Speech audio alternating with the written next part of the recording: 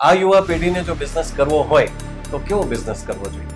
પણ વર્તમાન સમયને ધ્યાનમાં રાખીને બિઝનેસ આઈડેન્ટિફાઈ કરવો હોય તો એની એક પ્રોસેસ, એ પ્રોડક્ટ લાવો છો એ સમય કરતાં કેટલી એડવાન્સ. તો આજે હું 4A આપું છું, 4A. ઓકે, પહેલી સ્ટ્રેટેજી અને માસ્ટરી હોવી જોઈએ એક બિઝનેસમેન તરીકે, એ છે પ્રાઇઝિંગ કેલ્ક્યુલેશન. સાહેબ, લોકો 600 રૂપિયાની ચાય પીવે છે અને 10 રૂપિયાની ચાય પીવે છે. હવે આની આ સ્ટ્રેટેજી જે તમે 5 સ્ટાર હોટલમાં યુઝ કરવા જાઓ તો ન ચાલે. નમસ્કાર મિત્રો, સ્વાગત છે આપનું વધુ એક પોડકાસ્ટમાં. આજનો આપણો વિષય છે બિઝનેસ. મિત્રો, બિઝનેસ એક વિશાળ વિષય છે જ્યાં સેલ્સ આવે છે, જ્યાં માર્કેટિંગ આવે છે અને ઘણું બધું અવનવું આવે છે. બિઝનેસને સમજવા માટે એક આગવી સૂઝની જરૂરિયાત હોય છે.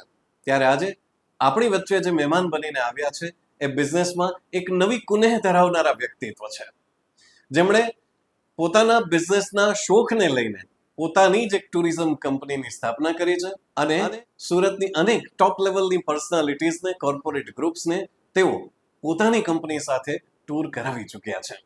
આ સાથે તેઓએ બિઝનેસમેન માટે એક સરસ મજાનું પુસ્તક લખ્યું છે જેનું નામ છે હું છું સર્જક. મિત્રો, સામાન્ય રીતે ગુજરાતી ભાષામાં જ્યારે કોઈ પણ એક પુસ્તકની 5000 જેટલી નકલો વહેંચાઈ જાય ત્યારે એ પુસ્તક છે એ બેસ્ટ સેલર બની જતું હોય છે. જ્યારે આપણી વચ્ચે જે હસ્તી છે એમનું પુસ્તક હું છું સર્જક એની ગુજરાતી ભાષામાં 10,000થી વધારે પ્રતો વહેંચાઈ ચૂકી છે અને આ સાથે અંગ્રેજી ભાષામાં પણ 3000થી વધારે પ્રતો વહેંચાઈ ચૂકી છે. મિત્રો, તેઓ એક સરસ મજાના બિઝનેસ કન્સલ્ટન્ટ છે અને તેમની કન્સલ્ટન્સીમાં 25થી વધારે એવા બિઝનેસ છે કે જે લોસ કરતા હતા અને તેમની કન્સલ્ટન્સી પછી પ્રોફિટમાં આવી ચૂક્યા છે. તો આપણે સ્વાગત કરીએ એવી સરસ મજાની હસ્તીનું આપણા સ્ટુડિયોમાં આશીષભાઈ મોવલિયા. સ્વાગત છે આશીષભાઈ આપનું. Thank you very much. Ashishbhai, corona પછી જે બિઝનેસની પરિસ્થિતિ છે અને વિચારો જે લોકોના બદલાયા છે તેના વિશે આપ શું કહો છો? કોરોના પછી જે બિઝનેસની પ્રવૃત્તિ છે અને વિચારો બદલાણા તમે કીધું, પણ હું એવું માનું છું બિઝનેસની અંદર તફાવત નથી આવ્યો, લોકોની વિચારધારામાં તફાવત આવ્યો. બિલકુલ. જે તફાવત છે એ લોકોની વિચારધારામાં છે. જે ટેકનોલોજીનો નવો યુગ ચાલુ થયો અને એની અંદર જે લોકો આગળ વધતા ગયા એની અંદર આખો તફાવત આવ્યો છે અને બિઝનેસ કહેવાની સિસ્ટમ આખી ઓફલાઈનથી ઓનલાઈન તરફ ડાયવર્ટ થઈ છે. બરાબર છે. આપણા ગુજરાતીઓનો તો રગે રગમાં બિઝનેસ દોડતો હોય છે અને એમાં પણ જે આજની યુવા પેઢી છે એ બિઝનેસ માટે એક નવો જ રોમાંચનો અનુભવ કરે છે. જેમને પિતાનો બિઝનેસ છે એ વિદ્યાર્થીઓ જ્યારે કોલેજમાં અભ્યાસ કરતા હોય છે ત્યારથી જ પોતાના પિતાના બિઝનેસમાં રસ અને રુચિ કેળવતા થયા છે. જે એવા કોલેજિયન્સ છે કે જેમને પિતાનો બિઝનેસ નથી, એવા કોલેજિયન્સ પણ પોતાનો એક નવો બિઝનેસ શરૂ કરી અને એને કેવી રીતે ઝડપથી સેટ કરી શકાય અને પોતે બિઝનેસમાં કેવી રીતે વેલસેટ બની શકે એ નવી વિચારધારા ધરાવતા બન્યા છે. તો આશીષભાઈ, આપ જણાવો કે આ યુવાનોને કેવા પ્રકારના બિઝનેસમાં રસ કેળવવો જોઈએ? ખૂબ સરસ મજાનો તમે સવાલ પૂછ્યો કે યુવા પેઢીને બિઝનેસ કરવો તો કેવો બિઝનેસ કરવો જોઈએ. મારું માનવું એવું છે કે તમારું પેશન, જે કંઈ તમારું પેશન છે એને તમે પ્રોફેશનમાં કન્વર્ટ કરો. Convert your passion into profession. તમે જે શોખ છે, તમને જે વસ્તુ ડેઈલી કરવાની મજા આવે છે એને જો તમે પ્રોફેશનમાં કન્વર્ટ કરશો ને એને જો તમે બિઝનેસ બનાવશો તો તમે દુનિયાના ખૂણે ખૂણે એને લઈ જઈ શકશો. ઘણા બધા લોકો એવું કે આ બિઝનેસ કરાય, આ બિઝનેસ ના કરાય. મારું માનવું એવું છે દુનિયાનો કોઈ પણ ધંધો ખરાબ હોતો નથી. ઇવન તમે મને એવું કહો કે હું તમને એક નાનામાં નાનો બિઝનેસ કે હેર કટિંગથી લઈને બૂટ પોલિશથી લઈને એ બિઝનેસની અંદર એ લોકોએ કરોડો અને અરબો બનાવ્યા છે. તો એ ધંધો ખરાબ નથી. ધંધો બધા સારા જ છે. ધંધો કરવા વાળા વ્યક્તિની વિચારધારા કેવી છે ને એના ઉપર આખો બિઝનેસ ડિપેન્ડ કરતો હોય. એટલે આપણે એવું માનવું જોઈએ કે બિઝનેસ જો કરવો જ છે તો પેશન ને પ્રોફેશનમાં કન્વર્ટ કરો. તમારા પેશનને પ્રોફેશન બનાવો. સરસ વાત છે તમારી. પણ ઘણા બધા એવા યુવાનો છે કે આશીષભાઈ એ પોતાનું પેશન શોધી નથી શકતા. તો હવે એ પણ તરકીબ બતાવી દો કે પોતાના પેશનને કેવી રીતે ઓળખે. કારણ કે એક તરફ ધ્યાન જાય છે ત્યારે બીજા કોઈકનો સારો બિઝનેસ ચાલતો જોઈને એમ થાય છે કે અહીંયા કૂદકો મારી લઈએ. તો કેવી રીતે પેશનને જાણો? જો પેશનને શોધવું એ કોઈ કલા નથી. જી. પેશનને શોધવું એ એક ઇન્ટરનલ યાત્રા છે કે તમે તમારા સ્વ સાથે સમય વિતાવો અને તમને જે સમય વિતાવવામાં તમને જ્યાં મજા આવે એ તમે પેશન બનાવો. હું તમને મારી જ વાત કરું જી. તો અમને બંને વ્યક્તિને ફરવાનો બહુ શોખ, મને અને મારા વાઈફને. અમે જે ટુરિઝમના બિઝનેસમાં આવ્યા એની પહેલા અમે કોસ્મેટિકનું કામ કરતા, અને એ કોસ્મેટિકનું કામ કરતા કરતા વર્ષની અંદર 2 વખત 3 વખત 4 વખત અમે ટૂર કરતા. એ ટૂરની અંદર ક્યારેય અમે ટૂર એડવાઇઝર કે ટૂર ગાઈડ રાખ્યો નથી. બરાબર. પણ અમને એટલી ખબર પડી કે ઈ આખું મેનેજ કઈ રીતે થાય, ઈ મેનેજ કરવા માટે શેની જરૂરિયાત પડે, અને એના પછી અમે જે સારામાં સારી બ્રાન્ડ અમે ચલાવતા, એ બ્રાન્ડને કિક કરીને 2021માં મેં આખું મારું પેશનને પ્રોફેશનમાં કન્વર્ટ કર્યું. તો તમને જે કામ કરવાની મજા આવે એ જ તમારું પેશન. 9 to 5 ની જોબની અંદર તમને જો કંટાળો આવતો હોય તો એ તમારું પેશન નથી. તમારું પેશન, તમે જે કામ લઈને બેસો, 10 કલાક હોઈ જાય, 15 કલાક હોઈ જાય, 24 કલાક હોઈ જાય, અને તમને સમયનું ધ્યાન ના રહે, તમને એમાં થાક ના અનુભવ, તમને ત્યાં ટાયર્ડ ફીલ ના થાય, તો એવું કામ કરો, એ તમારું પેશન. છતાં પણ આશીષભાઈ, આપણે યુવાનોને એવા નવા કયા બિઝનેસ સજેસ્ટ કરી શકીએ છીએ કે જેમાંથી તે ભરપૂર કમાણી કરી શકે? જો હું એની અંદર કોઈ પર્ટિક્યુલર બિઝનેસ નહીં જણાવું, કારણ કે મેં કીધું કે કોઈ બિઝનેસ ખરાબ નથી, બિઝનેસ બધા સારા છે. બિલકુલ. પણ વર્તમાન સમયને ધ્યાનમાં રાખીને બિઝનેસ આઈડેન્ટિફાઈ કરવો હોય તો એની એક પ્રોસેસ આપો. પ્રોસેસ ઈ છે, problem is equal to process. Right. જ્યાં તમને પ્રોબ્લેમનો અનુભવ થાય ત્યાંની કોઈ પ્રોસેસ બનાવો. સમજ લો 3 લોકો બેઠા હતા કોલેજની અંદર, રાતે 10-11 કે 12 વાગ્યાનો સમય હતો અને હોસ્ટેલ લાઈફ જીવતા હતા. એ હોસ્ટેલ લાઈફની અંદર એ લોકોને ભૂખ લાગી, તો એ લોકોએ મેગી બનાવીને ત્યાં એનું ડિનર લીધું. એ તે સમયે સાંજના સમયે હોસ્ટેલના અમુક રૂલ્સ અને રેગ્યુલેશન હતા, એના કારણે એ લોકો ભેગા ન થવા દેતા એકાબીજાને. બરાબર. અને ત્યારે એને બાજુના ક્લાસમાં એ મેગીની ડિલિવરી કરી. સાહેબ, એમાંથી આવડું મોટું સ્વિગી અને ઝોમેટો ઊભો થયું. એટલે તમને જે પ્રોબ્લેમ આવે છે એ પ્રોબ્લેમને આઈડેન્ટિફાઈ કરો, અથવા તો લોકોના પ્રોબ્લેમનું સોલ્યુશન જો તમે આપી શકતા હોય તો એ જ બિઝનેસની અંદર કન્વર્ટ થાય છે. અને એવા જેટલા બિઝનેસ છે એ બધા જ બિઝનેસ તે ટોપ ઉપર છે. ઇવન તમે સ્વિગી ઝોમેટો જોઈ લો, રેપિડો જોઈ લો, ઓલા જોઈ લો, ઉબર જોઈ લો, કે ટેકનોલોજી જ્યાં જ્યાં યુઝ થઈ છે એ ટેકનોલોજી, અને ટેકનોલોજીની સામે જ્યાં ટેકનોલોજી યુઝ નથી થતી, તો આજના સમયમાં તમે જુઓ કે કેફે, રેસ્ટોરન્ટ કે ગિફ્ટિંગ સોલ્યુશન, આ બધા બિઝનેસ અનલિમિટેડ ચાલે જ છે. અને એની અંદર લોકોએ એક મુકામ હાસિલ કર્યો જ છે. આજે વર્ષોથી આ ચાઇના વર્લ્ડને બીટ કરે છે. શું કામે? એ લોકોના પ્રોબ્લેમને પ્રોસેસમાં કન્વર્ટ કરે છે અને આખું સોલ્યુશન આપે છે. એટલે જ્યાં જ્યાં પ્રોબ્લેમ તમને થાય એ પ્રોબ્લેમની અંદર તમે કોઈ એવું સોલ્યુશન લાવો અને એને બિઝનેસ બનાવો, તો આજના સમયમાં કહેવા જેવો બેસ્ટ બિઝનેસ આ. આશીષભાઈ, દરરોજ ઘણા બધા બિઝનેસ શરૂ થાય છે. જેટલી ઝડપથી બિઝનેસ શરૂ થાય છે એટલી જ ઝડપથી ઘણા બધા બિઝનેસ બંધ પણ થઈ જાય છે. તો શું કારણો રહેતા હશે? આ બિઝનેસ કેમ ઝડપથી બંધ થઈ જતા હશે?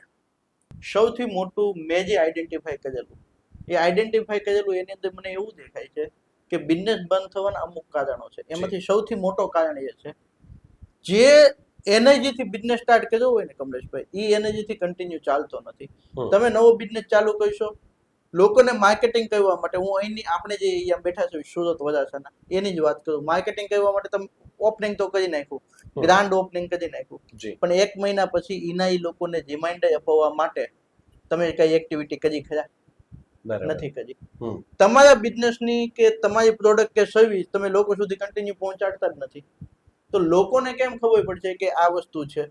આજના જમાનાની અંદર ફાસ્ટ ટેકનોલોજીના જમાનામાં લોકો ભૂલી જાય છે કે આ ભાઈનો બિઝનેસ આ છે, 3-4 દિવસ પછી કોઈ બીજાનું ઓપનિંગ હોય છે, 3-4 દિવસ પછી કોઈ બીજાનું ઓપનિંગ હોય છે. મલ્ટિપલ ઓપનિંગમાં જવાથી તમારો બિઝનેસ લોકો ભૂલી જાય છે. તો કહેવાનો મતલબ એ કે એક બ્રાન્ડિંગ, એક માર્કેટિંગ, આ 2 વસ્તુ ઉપર કામ કરવું જોઈએ, જે લોકો કરતા નથી. થર્ડ વસ્તુ, બંધ કરવાનું સૌથી મોટું કારણ એ, બિઝનેસ ચાલુ કરે ને ડે 1 થી લોકોને પ્રોફિટ જોઈએ છે. જે આપણા શાસ્ત્રમાં એવું કહેવાનું છે કે 1000 દિવસ તો મિનિમમ આપો, 1100 દિવસ તો મિનિમમ આપો, કે 3 વર્ષ સુધી તમે કોઈ પણ બિઝનેસને કન્ટિન્યુ આપો એટલે તમે ઇઝીલી એમાં ગ્રો કરી શકો. ખાલી 3 વર્ષ બેસવું નહીં, પણ લોકો લાવવા માટેની એક્ટિવિટી કરો. તમે અહીંથી ચાલુ કરો, સ્ટેશન સુધીમાં હજારો બિઝનેસીસ છે. એ બિઝનેસીસની અંદર માર્કેટિંગ કરતા હોય એવા તમને 100 નામ બોલવાનું કહું તો તમને નહીં મોઢે આવે, કે કન્ટિન્યુઅસલી પોપઅપ કરાવતા હોય લોકોના માઇન્ડમાં. તો એક આની અંદર લોકો સૌથી મોટી ભૂલ કરે છે કે પોતાનું બ્રાન્ડિંગ અને માર્કેટિંગ કરી શકતા નથી. કરે છે તો ક્યાં કરવું, કઈ રીતે કરવું એ એને આઈડિયા નથી. જી જનરલી હું તમને કહું કે માર્કેટિંગના 4 રસ્તા છે. કોઈ પણ માર્કેટિંગ કરજો એટલે 4 અલગ અલગ ટૂલ છે. એ અલગ અલગ ટૂલ થી માર્કેટિંગ કરવું જોઈએ. તો આજે હું 4 A આપું છું, 4A. ઓકે. પહેલો A એટલે અવેરનેસ. તમારી પ્રોડક્ટ કે સર્વિસ એનાથી લોકો અવેર હોવા જોઈએ. બિલકુલ. જો અવેર નથી તો તમે અવેર કરો એ તમારું કામ છે. બીજો A એટલે એક્સેપ્ટેબિલિટી. તમારી પ્રોડક્ટ કે સર્વિસ ને એક્સેપ્ટ કેટલા લોકો કરે છે, બરાબર. એ એક્સેપ્ટેબિલિટી હોવી જોઈએ હંમેશા. ત્રીજો A એટલે અફોર્ડેબિલિટી. તમારી પ્રોડક્ટ બહુ સારી છે પણ હવે તમે કોઈ એવા એરિયામાં માર્કેટિંગ કરો છો જ્યાં લોકો અફોર્ડ કરી શકે એમ જ નથી. હું તમને એક્ઝામ્પલ આપીને આ 4 A સમજાવું તો ફોર એક્ઝામ્પલ આ એક વોચ છે. જી. આ વોચ જે તે સમયે મેં જ્યારે બાય કરી તે 30,000 ની હતી. ઓકે. આપણે એક રાડોનું કે રોલેક્સનું એક્ઝામ્પલ લઈએ તો એની અવેરનેસ લોકોના બધામાં છે. લોકોને બધા અવેર છે. હવે એને એક્સેપ્ટ કરે એવો વર્ગ કેટલા ટકા? તો કે 5%, 10%, 15%. ઈ વર્ગની અંદર એનું માર્કેટિંગ થવું જોઈએ. બીજી વસ્તુ એને એફોર્ડ કરી શકે એવો વર્ગ કેટલા ટકા? હવે એ રોલેક્સ કે રાડોની વોચ હોય એને તમે કોઈ સ્લમ એરિયામાં કે એવા એરિયામાં જ્યાં એના હોર્ડિંગમાં કરોડો રૂપિયાના, તો એ કોઈ એને ફાયદો છે નહીં. બરાબર. એટલે તમારી પ્રોડક્ટ જ્યાં લોકો એક્સેપ્ટ કરે, જ્યાં લોકો એફોર્ડ કરી શકે, જ્યાં તમે અવેલેબલ કરી શકો અને જ્યાં લોકોને અવેરનેસ, આ 4 એ ભેગા થાય એ જગ્યાએ તમે પ્રોપર વેમાં માર્કેટિંગ કરો તો તમારે બિઝનેસને જે શટડાઉન કરવાનો જે સવાલ છે ને એ ઊભો જ ના થાય. ખૂબ સરસ વાત કીધી આશીષભાઈ આપે. હવે આ જે 4 A છે એ આપણે વન બાય વન સમજીએ. અવેરનેસ માટે શું શું કરી શકાય? અવેરનેસ માટે તમારી પ્રોડક્ટ કે સર્વિસ ની શરૂઆત તમારા ઘરથી થવી જોઈએ. ઘરથી ઇન ધ સેન્સ તમારી શોપ છે કે તમારું યુનિટ છે, એના જેટલા એમ્પ્લોય હોય એ દરેક એમ્પ્લોયને તમારી પ્રોડક્ટ વિશે ભરપૂર નોલેજ હોવું જોઈએ. હું તમને એક રિસેન્ટલી એક્ઝામ્પલ આપું. 2 દિવસ પહેલાનું. 2 દિવસ પહેલા હું એક આઈસ્ક્રીમની શોપમાં ગયો. આપણે કોઈનું નામ નથી લેતા. મેં એ શોપના જે શોપકીપર હતો એને કીધું મેં તમારી બેસ્ટમાં બેસ્ટ વસ્તુ એ તમને સજેસ્ટ કરો. એ કે મારી બધી જ વસ્તુ બેસ્ટ છે. મેં કીધું આમાં વિશેષ હોય એ વસ્તુ તમને સજેસ્ટ કરો. મને કે મારી બધી વસ્તુ વિશેષ છે. બરાબર છે. સેકન્ડ પોઈન્ટ ઓફ વ્યૂ થી જોવા જાવ ને તો એ વ્યક્તિને જ એની પ્રોડક્ટનું નોલેજ નહોતું. રાઈટ. તો અવેરનેસની શરૂઆત ઘરથી થવી જોઈએ.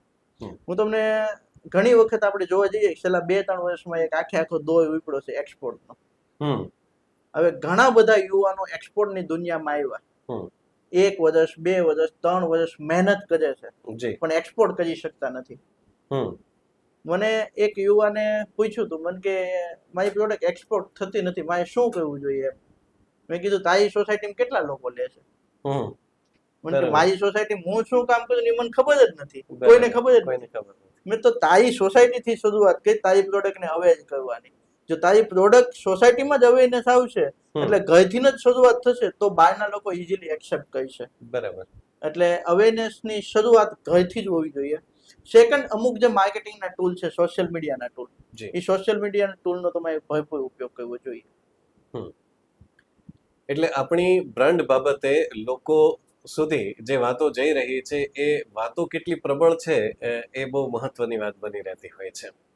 બીજા એ વિશે આપણે વાત કરીએ. અફોર્ડેબિલિટી તમે કહી, કેવી રીતે માપી શકાય કે હું જે એરિયામાં, તમે એક બહુ મોટો ગેપ બતાવ્યો, રાડોની વોચથી સમજાવવાની વાત સમજાવવાનો પ્રયત્ન કર્યો, પણ ઘણા બધા પ્રોડક્ટ્સ એવા હોય છે કે જેને માટેનું ક્રાઉડ છે એ બહુ મિક્સ હોય છે. તો એવા સમયે કેવી રીતે આઈડેન્ટિફાઈ કરી શકાય કે આ જે એરિયા છે એ એરિયા મારા પ્રોડક્ટ માટે આ એરિયાના લોકો છે અફોર્ડ કરી શકે એમ છે કે કેમ? એની એક આખી સિસ્ટમ આવે છે. જી. પહેલા નંબરમાં આપણી પ્રોડક્ટ કે આપણી સર્વિસ એની ટિકિટ સાઇઝ શું છે એ ફિક્સ કરવી પડશે. ઓકે. કે ભાઈ આપણે મિનિમમ ટિકિટ સાઇઝ આ છે, મેક્સિમમ ટિકિટ સાઇઝ આ છે.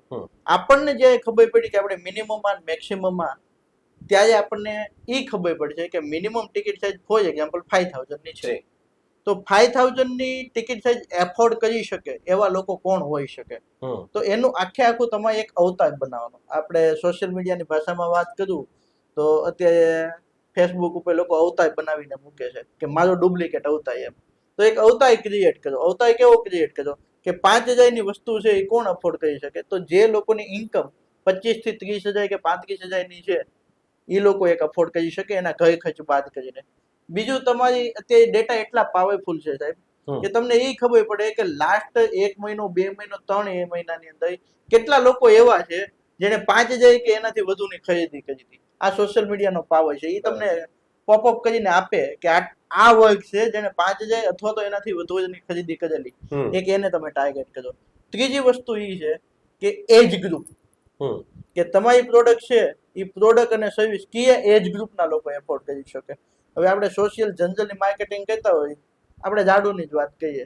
હવે ઝાડુનું માર્કેટિંગ કરતા હોય તો હવે 18 વર્ષની નીચેના લોકો એને એફોર્ડ કરી શકવાના જ નથી. બરાબર છે. તો જે જોબ પર્સન છે કે બિઝનેસમેન છે જેની ફિક્સ ઇન્કમ છે તો એનું એજ ગ્રુપ કેવું હોય છે કે 25 થી લઈને 40 વર્ષ કે 45 વર્ષ. તો એ એજ ગ્રુપ આઈડેન્ટિફાઈ કરો. હજી એમાં જેન્ડર, બરાબર, મેલ યુઝ કરી શકે ફિમેલ યુઝ કરી શકે. જેન્ડર આઈડેન્ટિફાઈ કરો અને આ દરેક વસ્તુ આઈડેન્ટિફાઈ કરીને એક સ્પેસિફિક વર્ગ કાઢો. અને એ સ્પેસિફિક વર્ગ હવે ઈ જોવો કે એના શોખ કેવા. તો દાખલા તરીકે એક સ્પેસિફિક વર્ગ તમને નીકળ્યો હાઈલી હેલ્થની અંદર અવે હોય એવો વર્ગ તમને નીકળ્યો. તો હવે હાઈલી હેલ્થની અંદર હવે હોય એવો વર્ગ ક્યાં મળે? તો કે સવારે 5 થી 7 સોપાટીમાં. બરાબર છે. તો હવે ઈ લોકેશન પિક કરો અને ત્યાં તમારી પ્રોડક્ટ પિંચ કરો. એટલે લોકેશન પિક થી લઈને પ્રોડક્ટ પિંચ, એ જે આખી જર્ની છે ને એ જર્ની બહુ માઇક્રો એનાલિસિસ કરવાની. અને તમારી પાસે જો કેપેબિલિટી હોય ને સ્ટાફ હોય તો તમે એમાં સાયકોલોજીના એક્સપર્ટ હોય એવા 1-2 લોકોની હેલ્પ લો. બરાબર. એ તમને બહુ મસ્ત આખું લોકોની સાયકોલોજી સાથે કઈ રીતે વર્ક કરવું અને એના વર્ક કરીને તમને પ્રોડક્ટનું પેકેજિંગ, એના કલર, એનું કન્ટેન્ટ, એની અંદર કેટલા પ્રમાણમાં ગ્રાફિક, કેટલા પ્રમાણમાં લખાણ, બધું જ લોકો આપશે.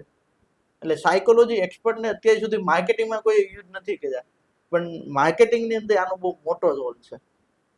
આશીષભાઈ, પ્રોડક્ટ આપણું જ્યારે અફોર્ડેબલ છે, આપણે પ્રોડક્ટ માટે બરાબર રીતે અવેરનેસ પણ ફેલાવી ચૂક્યા છીએ, લાવી ચૂક્યા છીએ, તો હવે આપણું પ્રોડક્ટ છે એ આપણા યુઝર્સ માટે એક્સેપ્ટેબલ કેવી રીતે બનશે? એટલે કે ત્રીજો એ આપ અમને સમજાવો. એજ ગ્રુપ પ્રમાણે અને લોકોના માઇન્ડસેટ પ્રમાણે. આજથી ઘણા સમય પહેલા 2 ભાઈઓ આવ્યા. 2 ભાઈઓ એવું કીધું કે આપણે આકાશમાં ઉડશું. કોઈ એક્સેપ્ટ કર્યું હતું? બરાબર. અને આજે એક સોસાયટી, સિંગલ સોસાયટી એવી બાકી નથી જ્યાંથી લોકો આકાશમાં ઉડતા ના હોય. બરાબર. એટલે તમે જે પ્રોડક્ટ લાવો છો એ સમય કરતા કેટલી એડવાન્સ છે કે સમયની હાઈએ છે. આ બંને વસ્તુ જોવી જોઈએ. મને યાદ છે સાહેબ, હું પ્રોજેક્ટનું નામ નથી લેતો, વરાછાની અંદર સૌથી પહેલા હાઈરાઈઝ એક પ્રોજેક્ટ આવ્યો હતો. તો એ લોકોએ એમાં લિફ્ટ મૂકી હતી એ પ્રોજેક્ટની અંદર, એલિવેટર. બરાબર. એ એલિવેટર ત્યારે લોકોએ શું કર્યું ખબર? આ પ્રોજેક્ટની અંદર જો ફ્લેટ લેશું ને તો મકાનનું જે ભાડું ભરી છે ને એના કરતા જાજુ મેન્ટેનન્સ આવશે. બરાબર. આ એક માઇન્ડસેટ હતો. એટલે સમયની પહેલા આવેલો પ્રોજેક્ટ અને સમયની પહેલા આવ્યો, સુવિધા આપવાની કોશિશ કરી, નવી સિસ્ટમ અને એપ્લિકેશનો એની જે થાય લોકોની અંદર, લોકો વાપરતા થાય, દરેક વસ્તુ આપવાની કોશિશ કરી, પણ ચાલી નહીં. એટલે લોકોને તમે જે આપો છો એનું માઇન્ડસેટ કેવું છે અને એ તમારી પ્રોડક્ટને એક્સેપ્ટ કરે છે કે નહીં, એવી પ્રોડક્ટની ડિઝાઇન કરો.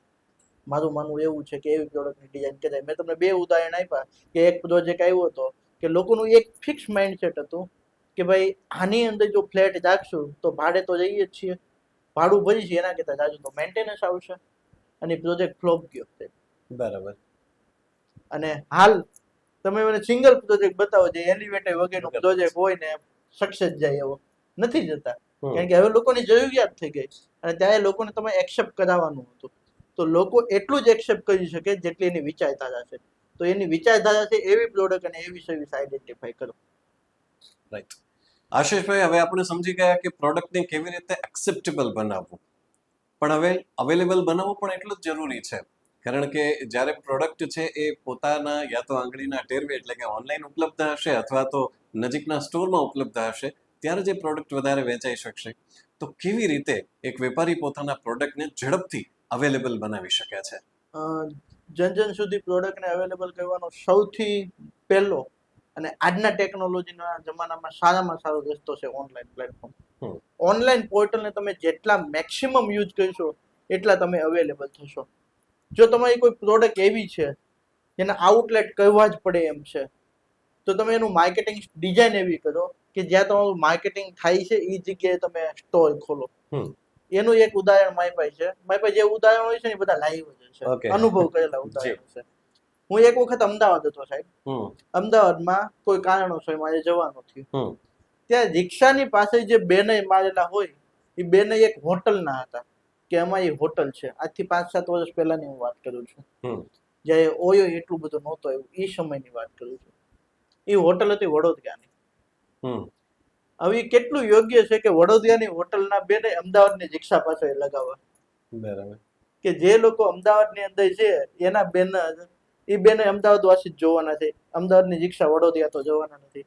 તો વડોદરાવાળાને જ્યારે હોર્ડિંગ્સ એના આવ્યા હતા તો એ વડોદરા રેલવે સ્ટેશન કે બસ સ્ટોપ પસંદ કર્યું હોત, અથવા તો અમદાવાદમાં આવ્યું જ છે તો અમદાવાદનું રેલવે સ્ટેશન પસંદ કર્યું તો એને કામનું થાય.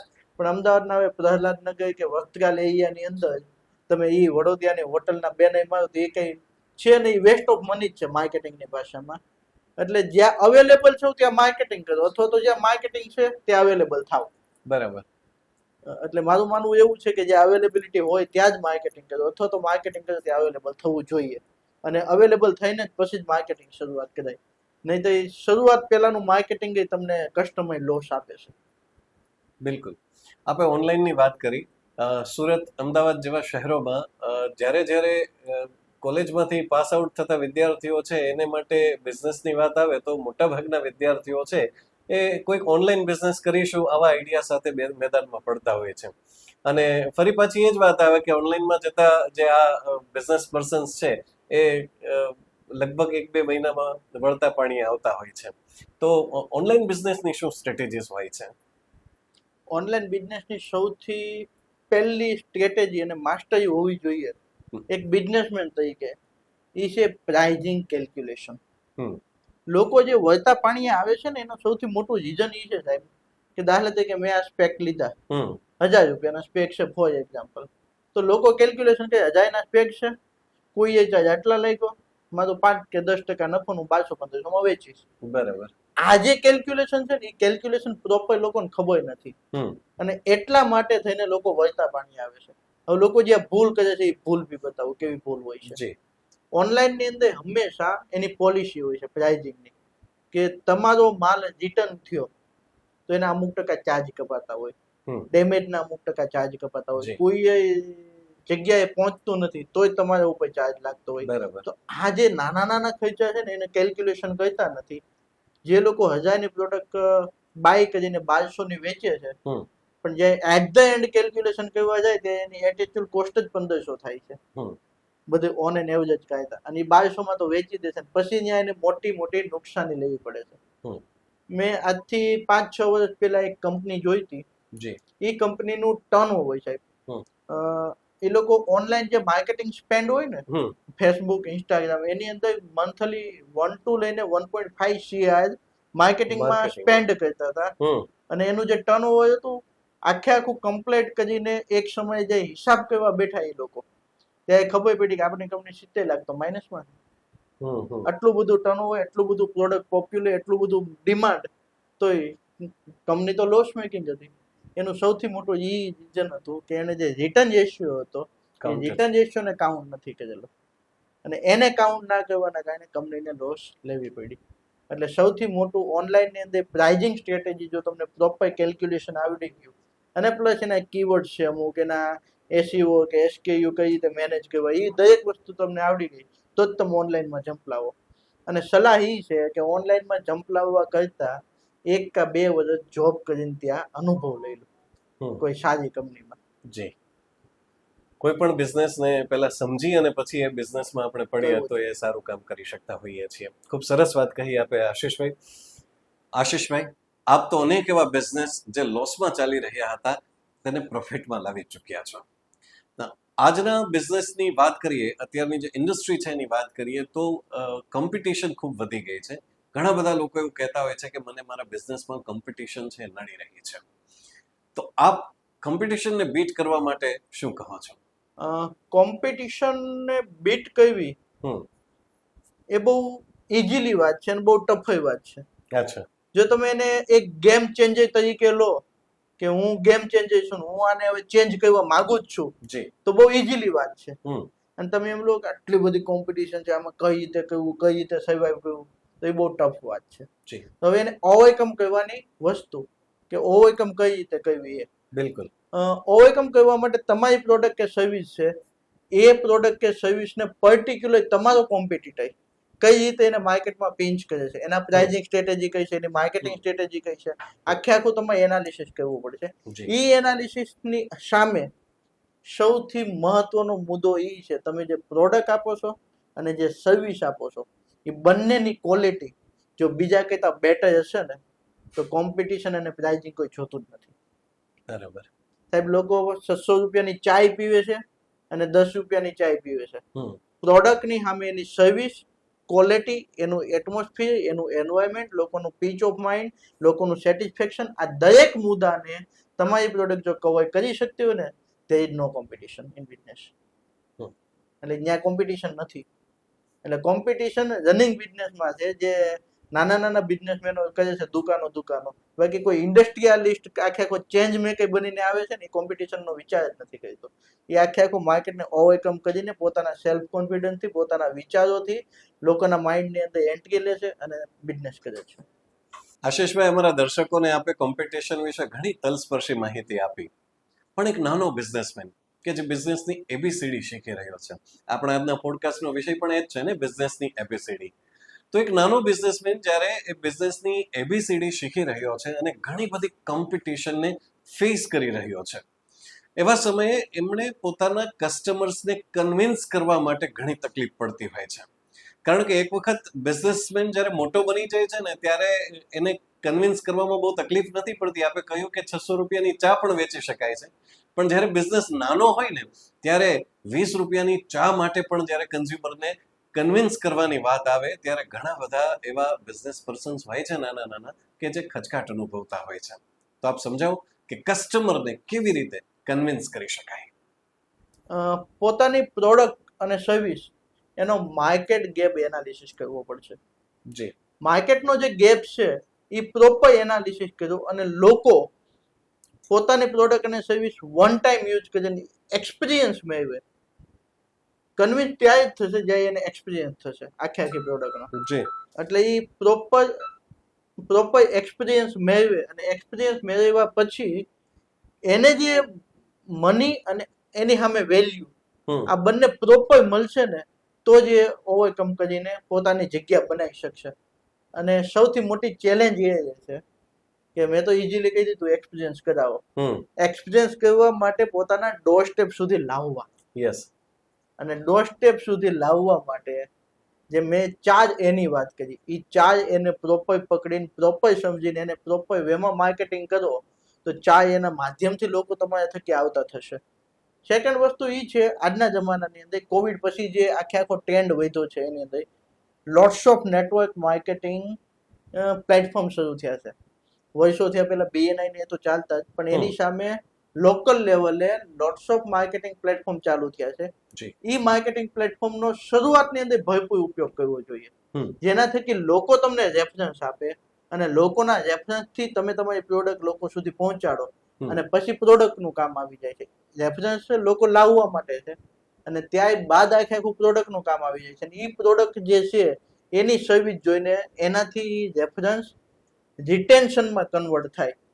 એટલે કહેવાય ને કે every business start with relation and with deal. દરેક બિઝનેસની શરૂઆત એક રિલેશનથી થાય છે, ડીલથી ક્લોઝ થાય છે. રિલેશનને રિપીટેશનમાં અને રિપીટેશનને રિટેન્શનની અંદર કન્વર્ટ કરવું, આ 3R મેં નવા આપ્યા. પેલા રિલેશન, બીજું રિપીટેશન અને ત્રીજું રિટેન્શન. જે કસ્ટમર રિટેન્શન થશે ને, તે ઓટોમેટિક તમારી બ્રાન્ડ આગળ ગ્રો કરશે. કોમ્પિટિશનની વાત આપણે કરી અને ત્યાર પછી કેવી રીતે કન્વિન્સ કરવો કસ્ટમરને, એ પણ આપણે સમજ્યા. આશીષભાઈ, આપે કહ્યું એ પ્રમાણે એક ચોક્કસ માર્કેટિંગ સ્ટ્રેટેજી સાથે એક બિઝનેસમેને આગળ વધવું જોઈએ. પણ જો અત્યારના જ પરિપ્રેક્ષ્યમાં આપણે વાત કરતા હોઈએ તો માર્કેટિંગ દિવસે ને દિવસે સ્વરૂપ બદલી રહ્યો છે. કોઈને ઇન્ફ્લુએન્સર્સને થ્રુ માર્કેટિંગ કરવું ગમે છે, કોઈની પોતાની રીલ્સ બનાવવા પર એટલી સરસ માસ્ટરી આવી ગઈ છે કે ઇન્સ્ટાગ્રામ કે ફેસબુક કે યુટ્યુબ થ્રુ મોટા મોટા બિઝનેસ બનાવી રહ્યા છે. તો આપ શું માનો છો આશીષભાઈ કે અત્યારના સમયમાં માર્કેટિંગની બેસ્ટ સ્ટ્રેટેજી શું હોઈ શકે? માર્કેટિંગ કેમ્પેન એ સૌથી મહત્વનો ભાગ ભજવે છે એની અંદર. જે સોશિયલ મીડિયાની અંદર આપણે માર્કેટિંગ કરવા જઈએ છીએ તો પ્રોડક્ટ અને સર્વિસ કઈ છે, એનો ટેસ્ટ કેવો છે ને એ કેવા ટેસ્ટના લોકો સુધી આપણે પહોંચાડવી છે. હવે એ જે ટેસ્ટના લોકો સુધી પહોંચાડવી છે એ લોકોનો ટેસ્ટ કેવો છે. આમાં બે ટેસ્ટની વાત થઈ, એક આપણા પ્રોડક્ટની ટેસ્ટ થઈ જી. અને એક આપણા કન્ઝ્યુમરના ટેસ્ટની વાત થઈ. હવે કન્ઝ્યુમરનું ટેસ્ટ જેવો હોય એ રીતે આપણે એને પ્રેઝન્ટ કરવી પડે. ફોર એક્ઝામ્પલ હું તમને આપું કે કોઈ એક ખાણીપીણીની વાત કહીએ કે ખાણીપીણીની તમે શોપ ખોલો છો કે વેન ચાલુ કરો છો, તો એની અંદર જે આવવાવાળા લોકો છો એનો ટેસ્ટ કેવો છે, તો કે એનું પર્ટિક્યુલર માર્કેટિંગ એ જ રીતે થવું જોઈએ કે એની અંદર જે આવવાવાળા લોકો છે એને પર્ટિક્યુલર એક લિમિટ છે, ટિકિટ લિમિટ. હવે ટિકિટ લિમિટ પકડી તો એ ટિકિટ લિમિટ વાળા લોકો શું કહે છે, તો લોકલ ઇન્ફ્લુએન્સરો છે એનાથી વધારે પ્રભાવિત હશે. બરાબર છે. તો એમાં તમે લોકલ ઇન્ફ્લુએન્સરનો ઉપયોગ કરો. હવે આની આ સ્ટ્રેટેજી જે તમે 5 સ્ટાર હોટલમાં યુઝ કરવા જાવ તો ન ચાલે. બરાબર 5 સ્ટાર હોટલની જે સ્ટ્રેટેજી છે એ તમારે અહીંયા અલગ વાપરવી પડે.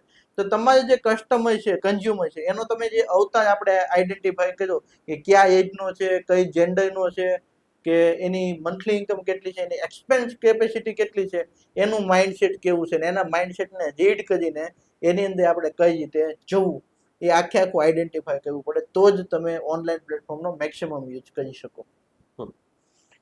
માર્કેટિંગની વ્યાખ્યા બદલતી રહી છે. ફિલ્મોમાં જ્યારે વચ્ચે ગેપ આવતો હોય ત્યારે માર્કેટિંગ કરવામાં આવતું હોય છે, હોર્ડિંગ્સ બનાવવામાં આવતા હોય છે, ઇન્ફ્લુએન્સર થ્રુ માર્કેટિંગ કરવામાં આવતું હોય છે. તો પોતાનું પ્રોડક્ટ છે એ પ્રોડક્ટ માટે લોકોની વચ્ચે જવા માટેનો બેસ્ટ વે અત્યારના સમય પ્રમાણે તમે કયો ગણો છો? Social media. બટ હું એની અંદર એટલો ચેન્જ કરાવું છું. જી. there are difference between marketing and branding. Hmm. Marketing જે છે એ લોકો સુધી પહોંચાડવું એ કામ કરે છે, અને ત્યાંય પછીનું કામ આવી જશે આખે આખું સેલ્સનું. એક વખત લોકો સુધી પહોંચ્યું પછી સેલ્સ ટીમ એના ઉપર વર્ક કરે છે. અને લોકો હોર્ડિંગ્સમાં આવ્યા, તમે શરૂઆત કરી ફિલ્મની ને થિયેટરની અંદર પેલા એડ આવતી, જી. એ જે હોર્ડિંગ્સમાં આવ્યા કે થિયેટરની અંદર એડ આવતી, એ આખે આખો કોન્સેપ્ટ હોય ગયો બ્રાન્ડિંગનો.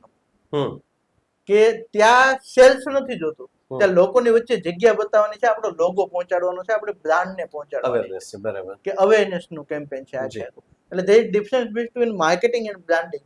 અને સૌથી પહેલા લોકો જે ભૂલ કરે છે ને, નવા ઉદ્યોગ સાહસિકો, એ આ જ ભૂલ કરે છે. માર્કેટિંગ ને બ્રાન્ડિંગ ને ભેગું લઈ લે છે. બરાબર. અને ભેગું લઈ લે છે, દાખલા તરીકે કોઈ જગ્યાએ હોર્ડિંગ્સ માર્યા, હવે બ્રાન્ડિંગના કેમ્પેનથી માર્યા છે, પછી ત્યાંથી કઈ એને સેલ્સ કન્વર્ટ નથી થતું, તો એની માઇન્ડ સાયકોલોજી એવી થાય છે કે હોર્ડિંગ આપણા ધંધા માટે છે નહીં. પણ હકીકતમાં હોર્ડિંગ્સ એ બ્રાન્ડિંગ પર્પઝથી હતા, not for marketing and sales. એટલે આ ગેપને આઈડેન્ટિફાઈ કરીને પ્રોપર વેમાં માર્કેટિંગ કરવું જોઈએ. નવા સ્ટાર્ટઅપ, નવા ઉદ્યોગો, લિમિટેડ બજેટ લઈને બેઠેલા લોકો અને રોજગારી ચલાવવાવાળા લોકોને સોશિયલ મીડિયા, ફેસબુક, ઇન્સ્ટાગ્રામનો ભરપૂર ઉપયોગ કરવો જોઈએ, લોકલ ઇન્ફ્લુએન્સરનો ભરપૂર ઉપયોગ કરવો જોઈએ. આશીષભાઈ, ટેકનોલોજીની પણ વર્તમાન સમયમાં ભરપૂર ઉપયોગ થઈ રહ્યો છે. ચાહે દેશ ચલાવવો હોય કે ચાહે બિઝનેસ ચલાવવો હોય, ટેકનોલોજીનો ઉપયોગ છે બિઝનેસમેનને કંઈક તો સ્પેશિયલ બનાવી જ જાય છે. અને આપણા વડાપ્રધાન માનનીય શ્રી મોદી સાહેબ છે એ પણ ટેકનોલોજીનો ભરપૂર ઉપયોગ કરે છે અને ઉપયોગ કરવા માટે યુવાનોને પ્રેરણા પણ એટલી જ આપે છે. તો આપ જણાવો આશીષભાઈ કે નાનાથી મોટા બિઝનેસમેન પોતાના બિઝનેસમાં ટેકનોલોજીની મદદ લઈ અને પોતાના બિઝનેસને કેમ મોટો બનાવી શકે? ડગલે ને પગલે ટેકનોલોજીનો ઉપયોગ કરી શકાય. જી. હાલના જમાનામાં જ્યારે બિઝનેસની વાત થતી હોય, આપણે અહીંયા મિક્સ બિઝનેસની વાત કરીએ છીએ, એટલે હું તમને 2-3 અલગ અલગ એક્ઝામ્પલ આપીશ. પેલું એક્ઝામ્પલ, ટેકનોલોજીનો ઉપયોગ તમે ઇન્ફ્લુએન્સર રાખીને માર્કેટિંગ માટે કરો. રાઈટ. બીજું, હમ ટેકનોલોજીનો ઉપયોગ તમે ઇન્ટરનલ સિસ્ટમ માટે બી કરી શકો. હમ ટેકનોલોજીમાં તે પાવરફુલ ટેકનોલોજી હોય સ્મોલ કે મીડિયમ બિઝનેસમેનો માટે તો CIM, કસ્ટમર રિલેશનશિપ મેનેજમેન્ટના જે સોફ્ટવેર આવતા હોય એ, તો એ CIM ના માધ્યમથી તમે તમારા કસ્ટમરને રેગ્યુલર પોપઅપ આપી શકો, જી રેગ્યુલર એનું મેનેજ આપી શકો, રેગ્યુલર એને સર્વિસીસ આપણે પ્રોવાઈડ કરી શકીએ. હમ તો એક CIM નો ઉપયોગ થાય. અને સાહેબ હું આ આજના આ પોડકાસ્ટના માધ્યમથી એક સૌથી મહત્વની વાત લોકો સુધી પહોંચાડવા એ માંગુ છું કે ટેકનોલોજીનો ઉપયોગ તમે જો કરવાના હો અને કરવા માંગતા હોય ને, તો જ્યારે પાર્ટનરશિપની અંદર કે પોતાનો બિઝનેસ ચાલતો હોય તો હંમેશા એકાઉન્ટિંગ સોફ્ટવેર પહેલા રાખો. હમ અત્યારે લોકોને એ જ ખબર નથી પડતી કે એના પાર્ટનરે શું ઉપાડ કર્યો ને પોતે શું ઉપાડ કર્યો, દિવાળીએ પછી દખા થાય. બરાબર છે. એટલે જો દિવાળીએ દખા ના જોતા હોય ને હમ તો પ્રોપર એકાઉન્ટિંગ ના સોફ્ટવેર આવે છે કે એની અંદર એક્સપેન્સ અને ઇન્કમ બંને તમે રેગ્યુલર પુટઅપ કરો તો તમારું અકાઉન્ટિંગ અને બેલેન્સ શીટ જો પ્રોપર રહેશે ને તો બિઝનેસ ઓટોમેટિકલી ગ્રોથ થશે.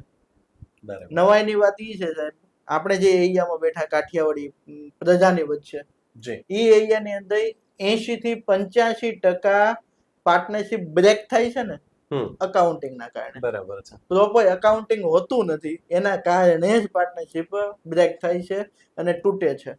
બીજી વસ્તુ એ પ્રોપર એકાઉન્ટિંગ ના હોવાના લીધે પ્રોપર બજેટ મેનેજ નથી થતું. હમ અને એ બજેટને જે માર્કેટિંગમાં જવું જોઈએ, બ્રાન્ડિંગમાં જવું જોઈએ, સેલ્સ ટીમ ડેવલપમાં જવું જોઈએ, હમ ઇન્ટરનલ ડેવલપમેન્ટમાં જવું જોઈએ, એ ક્યાંય જતું નથી. હમ બિઝનેસ થાય છે, રો મટીરિયલ આવે છે, પ્રોડક્ટ બને છે, નફો આવે છે, નફો જાય છે ઘરે, એક્સપાન્શનમાં નફો આવતો નથી. બરાબર. અને એક્સપાન્શનમાં નફો નથી આવતો ને એટલા માટે થઈને જ બિઝનેસ ક્લોઝ કરવાની વારો આવે છે. એટલે એક સલાહ આપવાની હોય તો એક ઈ સલાહ આપું, એક બિઝનેસમેનને હંમેશા સેલરી લેવી જોઈએ, નફો લેવો ના જોઈએ. બરાબર. પોતાના બિઝનેસમાંથી હંમેશા તમે સેલરી લો. હમ જો તમે નફો લીધો એટલે ત્યાં તમારી બિઝનેસ ગ્રોથ અટકો. તમે સેલરી વિડ્યુઅલ કરો તમારી જે જરૂરિયાત છે જી. બેઝિક નેસેસરી માટે, એના માટે મંથલી આજના સમય પ્રમાણે 25,000 કે લાખ રૂપિયા પોતપોતાની જે અલગ અલગ હોય એટલી તમે સેલરી વિડ્યુઅલ કરો. નફો જે 5 લાખ 10 લાખ 20 લાખ જે વર્ષના અંતે આવ્યો એને જ્યારે ડેવલપમેન્ટમાં નાખશો ને તો એ તમને મલ્ટીપ્લાય કરીને આપશે. બાકી નફો જો ઘરે લાગી પ્રોપર્ટી વસાવી બીજું ત્રીજું કર્યું તો બિઝનેસ એના સ્ટેજ ઉપર જશે, તમારી એસેટ બનશે, બિઝનેસ નહીં બને. આ સિવાય વેબસાઇટ થ્રુ કે પછી બીજા અન્ય માધ્યમો કેવી રીતે ટેકનોલોજી સહાયરૂપ થતી હોય છે બિઝનેસ પર્સનને? પોતાની વેબસાઇટથી બ્રાન્ડિંગ કરવું સરળ બન્યું છે ટેકનોલોજીના લીધે. જી પણ એની સામે જે મોટા પ્લેટફોર્મ આવ્યા છે, જાયન્ટ પ્લેટફોર્મ, જી જે માર્કેટ પ્લેસીસ કહેવાય, તો નવા બિઝનેસમેનો માટેની પર્ટિક્યુલર વાત કરતા હોય તો માર્કેટ પ્લેસીસ ઉપરથી એને જવું જોઈએ. અને પોતાની વેબસાઇટને પ્રમોટ કરવા માટે એની પાસેની અઢળક સ્ટ્રેટેજી, SEO મેનેજમેન્ટ, ખર્ચા બહુ બધું લાગતું હોય. તો એક લેવલ તમારું થઈ જાય કે તમારું બિઝનેસ સર્વાઈવ થઈ જાય. એ સર્વાઈવ થઈ ગયા પછી તમારે મંથલી XYZ એમાઉન્ટનું બજેટ વધતું હોય તો તમે પ્લાન કરી શકો પોતાની વેબસાઇટને પ્રમોટ કરીને આગળ લાવવાનું. શરૂઆતમાં કરવું એ બિઝનેસ માટે હાનિકારક છે. બરાબર. શરૂઆતમાં સ્ટાર્ટિંગથી પોતાની વેબસાઇટ ઉપર સેલ્સ લાવવું એ બિઝનેસ માટે હાનિકારક છે. એના કરતા માર્કેટ પ્લેસીસનો ઉપયોગ કરો. અવેરનેસ માટે બનાવી શકાય છે પણ સેલ માટે ના કરી શકાય, સેલ્સ માટે ના થઈ શકે. આશીષભાઈ, આપે બિઝનેસ નાનો હોય ત્યારથી મોટો કેવી રીતે કરી શકાય તેના વિશે ઘણી બધી સુંદર માહિતી આપી. પણ હવે આપણે જો સ્ટેપ વાઇઝ આ માહિતીને સમજવી હોય, એટલે કે એક વ્યક્તિનું પેશન છે એને પ્રોફેશનમાં પરિવર્તિત કર્યા પછી એક સફળ બિઝનેસમેન બનવું હોય તો ત્યાં સુધી પહોંચવાના સ્ટેપ્સ કેવા હોઈ શકે છે એ આપ જણાવો. બહુ સરસ મજાની વાત કરી કે બિઝનેસની શરૂઆત ક્યાંથી થાય જી અને એન્ડ ક્યાં હોવો જોઈએ. જી તો બિઝનેસમાં એન્ડ હોતો જ નથી, શરૂઆત હોય છે, એન્ડ હોતો જ નથી. એટલે બિઝનેસની શરૂઆત જ્યારે નવા બિઝનેસમેન તરીકે આવતા હોઈએ કે 9 to 5 ની જોબમાંથી આવતા હોય અથવા તો તમારી કોલેજ યુનિવર્સિટીનું એજ્યુકેશન પૂરા કર્યા પછી તમે બિઝનેસમાં આવો છો, એન્ટર થાવ છો, ત્યારે તમારે શરૂઆતની અંદર જો તમને તમારી પેશનને જ્યારે કન્વર્ટ કરવા માંગતા હોય પ્રોફેશનમાં, તો પેશનને પ્રોફેશનમાંથી કન્વર્ટ કરવા માટેનું ફર્સ્ટ સ્ટેપ ફ્રીલાન્સિંગ. તમારા પેશનને પ્રોફેશનમાં કન્વર્ટ હંમેશા ફ્રીલાન્સિંગથી શરૂઆત કરો કે એવી કોઈ કંપની છે એની અંદર ફ્રીલાન્સિંગ કરો, પછી ધીરે ધીરે તમારી પ્રોડક્ટનું ફ્રીલાન્સિંગ કરો અને એક લેવલથી માર્કેટની અંદર ગેપ આઈડેન્ટિફાઈ કરીને જગ્યા પૂરવાનું ચાલુ કરો. એક વખત તમે માર્કેટમાં ગેપ આઈડેન્ટિફાઈ કરીને જગ્યા કરી લીધી, પછી તમારી કંઈક સ્થાપના કરો. સેકન્ડ સ્ટેપ, ડાયરેક્ટ સ્થાપના કરીને મોટું ઓપનિંગ કરીને કરવું યોગ્ય વાત નથી. બરાબર. પહેલા તમને થોડો અનુભવ લેવો જોઈએ. એટલે જી. ફ્રીલાન્સિંગ થી શરૂઆત કરો, પછી ઇસ્ટાબ્લિશ કરો. ઇસ્ટાબ્લિશ કર્યા પછી તમારી જે માસ્ટરી છે હમ. એ માસ્ટરીનું કામ તમે કરો અને બાકીનું કામ લોકોને સોંપવાનું ચાલુ કરો. બરાબર. તમારી માસ્ટરી સેલ્સની છે તો તમે સેલ્સ જ કરો. હમ. તમારું માર્કેટ માસ્ટરી આઈએનડી ની છે તો આઈએનડી કરો. આખી જઈને પાછી સમજો, હું જે વાત કરું છું એ ડે 1 થી આ કરવાની વાત નથી કરતો. પહેલા ફ્રીલાન્સિંગ કરો, પછી ઇસ્ટાબ્લિશ કરો, પછી માર્કેટિંગ નું કામ કરો. પછી તમે ઘણા લોકો એવું વિચારે છે આની અંદર કે ડાયરેક્ટ હું આખી ટીમ આયે કહી લઉં, આ સેલ્સ ની માર્કેટિંગ ની પેલી, બરાબર. તો આખી ટીમ ડાયરેક્ટ આયે કરવાની નથી. બરાબર. ધીરે ધીરે શરૂઆત કરવાની. અને ધીરે ધીરે શરૂઆત કરીને પછી તમે જે પ્રોફેશન છે, પેશન છે, હમ. એને તમે પ્રોફેશનમાં કન્વર્ટ કરવાનું ચાલુ કર્યું. સમય એની અંદર કોઈ જોવાનો આવતો જ નથી. બિઝનેસ જ્યારે કરવો હોય ને તે 5 વસ્તુ ભૂલી જવાની. પહેલી વસ્તુ ઈ કે તમને ક્યાંય વેકેશન નહીં મળે. હમ. બીજી વસ્તુ ઈ, તમે તમારા કામમાં, સંબંધીના કામમાં કે કોઈ પણ ઇમરજન્સીમાં તમે ટાઈમે પહોંચી નહીં શકો. ત્રીજી વસ્તુ ઈ, 5 વર્ષ તમારી જિંદગીમાં શીખવાના છે. જ્યારે તમે કોઈ વસ્તુ શીખતા હોય ને, આપણે 10માની 12માની એક્ઝામ આપતા હતા તે 10 કલાક 5 કલાક રીડ કરતા હતા કે નહીં? તો જ્યારે તમે કોઈ વસ્તુ શીખતા હોય ને તે કોઈ સમય જોવાનો હોતો નથી. એટલે તમે 5 વર્ષ તમારી જિંદગીના ભૂલી જવા માંગતા હોય તો જ બિઝનેસમાં આવજો, બાકી આવતાય નહીં. બાકી કોઈ જરૂરી નથી બિઝનેસને તમારી, અને તમારાથી ઈ બિઝનેસ થશે નહીં. આશીષભાઈ, બિઝનેસ ચાહે નાનો હોય કે મોટો હોય, બિઝનેસ એથિક્સ કેવા હોવા જોઈએ? આખી બિઝનેસની શરૂઆત જ એથિક્સના બેઝ ઉપર થાય છે સાહેબ. જી.